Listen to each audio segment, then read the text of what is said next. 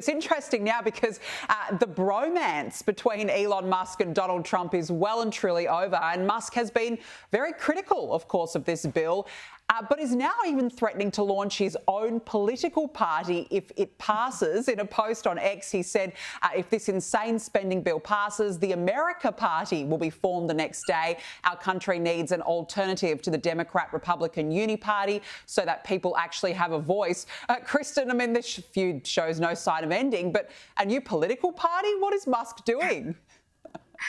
It's a little bit crazy. I will say he does have some good points about this bill. I mean, it adds a further $2.4 trillion to our debt. America's already $37 trillion in debt. This is not sustainable, this level of spending. And there are very few people in Washington, D.C. who seem to have an appetite for spending cuts, which our country so desperately needs. But yes, third parties in America are typically doomed for failure.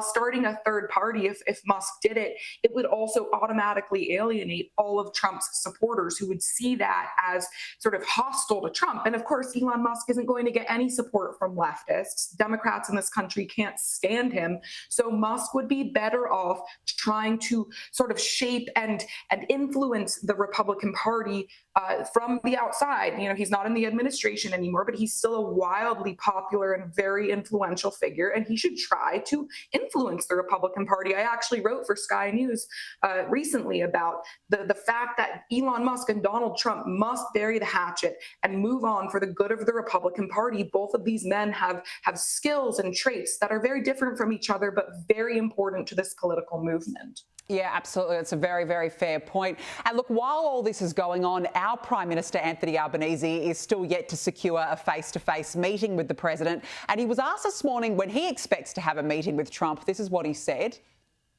When do you expect to sit down with Donald Trump? Oh, when we have a meeting, we'll have a meeting. And when it's scheduled, that will occur. Okay. We'll see each other a lot in the last months of the year. That's when summit season occurs, whether Australia and the United States are both members, of course, of the G20, of the Quad, of APEC. And look, our Foreign Minister Penny Wong is currently in Washington and is trying to direct her counterpart Marco Rubio to lock in a meeting. But Kristen, I spoke about this earlier. I just think it's laughable that our Prime Minister is so far behind in his relationship with Trump that he's now banking on a series of upcoming summits in the hope for a meeting. What does it say about how Donald Trump views the Australian leader? Do you think we're on the back foot? You know, I think Donald Trump, like all Americans, values the United States' great relationship with Australia.